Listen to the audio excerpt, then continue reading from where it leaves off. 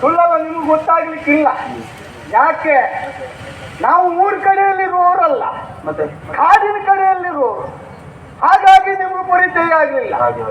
ಹಾಗಾದ್ರೆ ನಾವು ಯಾರು? ಗಿರಿಜನರು ಸ್ವಾಮಿ, ಗಿರಿಜನರು. ಗಿರ್ಜಕ್ಕಲ್ಲ, ಜಲ್ಜಕ್ಕ. ನಮ್ಗೆ ಗೊತ್ತಿಬಿಟ್ಟು ಬೇರೆ ಅಂತದ್ದು ಗೊತ್ತಿಲ್ಲ. ಗಿರಿಜನರು ಅಂತ ಹೇಳಿದ್ರೆ ಕುಳುಮಿ ಜನಾಂಗದವರು ಎನ್ನುವುದಾಗಿ ಸ್ವಾಮಿ. ಕುಂಬಿ ಜನಾಂಗದವರು ಅಂತ ಹೇಳಿದ್ರೆ ನಾವು ಭೂತಾಯಿ ಮಕ್ಕಳು ಸ್ವಾಮಿ, ಭೂತಾಯಿ ಮಕ್ಕಳು. ಹಾಗೆ ಹೇಳ್ರಿ, ಹೀಗೆ ಹೇಳ್ರಿ. ಈಗ ನಮ್ಗೆ ಕಷ್ಟ ಬರ್ಬೇಕು, ನೀವು ಬಂದು ಸಾಕ್ತಲ್ಲ, ಹೌದಲ್ಲ? ಭೂಮಿ ತಾಯಿ ಮಕ್ಕಳು ಅಂತ ಹೇಳಿದ್ರೆ ಮಣ್ಣಿನ ಮಕ್ಕಳು ಸ್ವಾಮಿ, ಮಣ್ಣಿನ ಮಕ್ಕಳು. ನಾವು ವಾಸ ಇರುವುದು ಕಾಡಿನಲ್ಲಿ. ಹಾಗಾಗಿ ಹೇಳ್ಕೊಳ್ಳಿಕ್ಕೆ ಬೇರೆ ಏನೂ ಇಲ್ಲ. ಹೆಸರು ಒಂದು ಉಂಟು, ಕಾಡ. ಎಂತದೆ ನಿಮ್ ಬಾಯಿಗೆ ಅಂತ ಕಡ್ಲಿ ಕಾಳು ಮಂಗ ಇದ್ದೇನಲ್ಲ, ಕಡ್ಲಿ ಕಾಳು ಅಲ್ಲ, ಉದ್ದಿನ ಕಾಳು ಅಲ್ಲ, ಅದಲ್ಲ ಬರ್ರೆ. ಕಾಡಿನಲ್ಲಿ ವಾಸ ಇರುವುದರಿಂದ ನನಗೆ ಹೆಸರು ಕಾಡ. ಹಾಗಾದ್ರೆ ನಮ್ದು ಉದ್ಯೋಗ ಯಾವುದು? ಕಾಡಿಗೆ ಹೋಗಿ ಬೀಳನ್ನು ತಂದು ಅದರಿಂದ ಬುಟ್ಟಿಯನ್ನು ಹೆಣೆದು ಮಾರಾಟ ಮಾಡಿ ಜೀವನ ಸಾಗಿಸುದು ನೋಡಿ ಸ್ವಾಮಿ. ಗಿರಿಜನ ರಾತ್ರಿಯಿಂದ ನಮ್ಗೆ ಆ ಉದ್ಯೋಗ. ಕಾಡಿನಿಂದ ಬೀಳ್ತಾರಲ್ಲ, ಕಾಡಿನಲ್ಲೇ ಇರುವುದು. ಹೋಗಿ ಬೀಳ್ ತಕೊಂಡು ಬಂದು ಉಚ್ಚಿ ಹೆಣೆದು ಮಾರಾಟ ಮಾಡಿ ಅದರಿಂದ ಜೀವನವನ್ನು ಸಾಗಿಸ್ತಾ ಇದ್ದವ್ರು ನಾವು.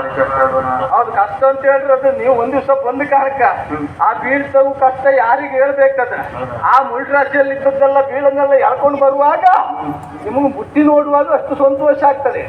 ಆ ಬುದ್ಧಿ ಮಾಡ್ಬೇಕಿದ್ರೆ ನಮ್ಗೆ ಎಷ್ಟು ಕಷ್ಟ ಇತ್ತು ಅಂತೇಳಿ ನಾವು ಮಾಡಿದವರಿಗೆ ಗೊತ್ತು, ಬಿಟ್ಟು ನಿಮಗ್ ಗೊತ್ತಿಲ್ಲ. ಹೌದೌದು. ಹಾಗಾಗಿ ನಾವು ಆ ಕಷ್ಟದಿಂದ ಕೆಲಸ ಮಾಡಿಕೊಂಡು ಬಂದು ಮಾರಾಟ ಮಾಡಿ ಜೀವನವನ್ನು ಸಾಗಿಸೋರು ಬಡವರು ಸ್ವಾಮಿ. ಆದ್ರೆ ಏನ್ ಮಾಡುವ? ನನಗೆ ಹೆಂಡತಿ ಇಲ್ಲ, ಮಗಳಿದ್ದಾಳೆ. ನನಗೆ ಹೆಂಡತಿ ಇಲ್ಲ, ಮಗಳಿದ್ದಾಳೆ. ನೀವು ಇಷ್ಟೊತ್ತರಿ ಮಾತಾಡ್ತಿರ್ಕೊಂಡು ನಾನು ಅಂತ ಅನ್ಕೊಂಡೆ.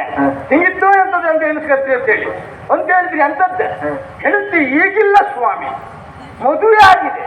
ಹೆಂಡತಿ ತೀರಿ ಹೋದ್ಲ, ಮಗಳು ಬಲ ಆಗಿದ್ದಾಳೆ.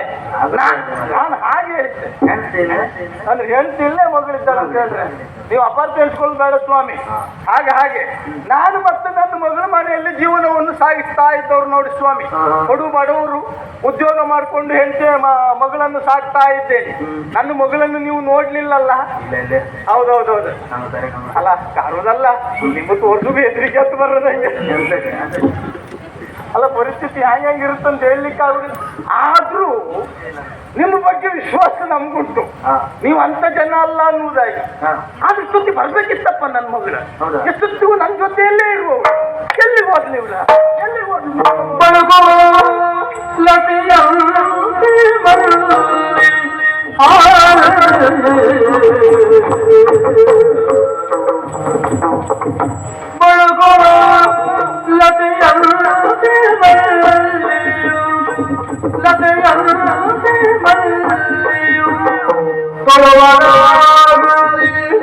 ಪಿತಗೆ ನಮಿಸುತ್ತಾ ತೊಳವಾಗಲಿ, ಪಿತಗೆ ನಮಿಸುತ್ತಾ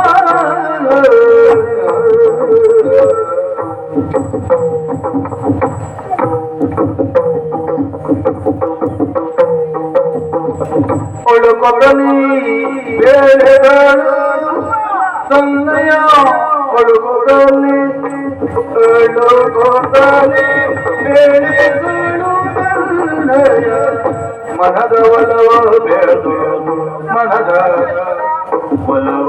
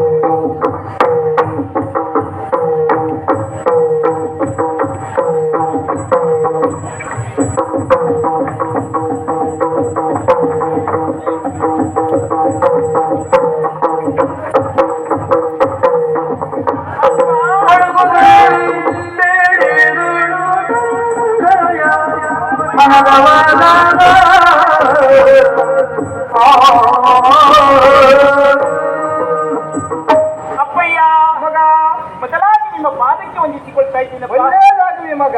ಅಪ್ಪಯ್ಯ, ನನ್ನ ಜೊತೆಯಲ್ಲಿ ಸತ್ತಿಗೂ ನೀನಿರುವವಳು, ಅಪ್ಪಯ್ಯನ ಜೊತೆಯಲ್ಲಿತ್ತು ಅಪ್ಪಯ್ಯನಿಗೆ ಬೇಕಾಗುವ ಸಹಾಯವನ್ನು ಮಾಡ್ತಾ ಇರುವವಳಲ್ವ ಮಗ ನೀನು? ಹೌದಪ್ಪಯ್ಯ. ಇವತ್ತ್ಯಾಕೋ ಬರುವಾಗ ಸ್ವಲ್ಪ ತಡ ಆಯ್ತು. ನಾನು ಕಾಯ್ತಾ ಇದ್ದೆ ನಿನ್ನನ್ನು.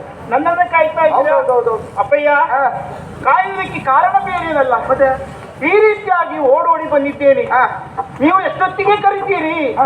ಹೌದಪ್ಪ, ಎಷ್ಟೊತ್ತಿಗೆ ಕರಿತೀರಿ ಅನ್ನೋ ಹಾಗೆ. ಇಲ್ಲ, ನಿನ್ನ ನೋಡುವಾಗ ಗೊತ್ತಾಗ್ತದೆ ಇವತ್ತೇನೋ ವಿಶೇಷವಾಗಿ ಬಂದಿದ್ದೀನಿ. ಹೌದು, ನಿರೀಕ್ಷೆಯಲ್ಲೇ ಇದ್ದೀನಿ. ನೀವು ಕರೀಲಿಲ್ಲ, ನಾನು ಹಾಗೆ ಓಡೋಡಿ ಬಂದೆ. ನಾನು ನಿನ್ನ ನಿರೀಕ್ಷೆಯಲ್ಲೇ ಇದ್ದೆ. ಹೌದೌದು. ಈ ರೀತಿಯಾಗಿ ಓಡೋಡಿ ಬರುವುದಕ್ಕೆ ಕಾರಣವನ್ನುಂಟು.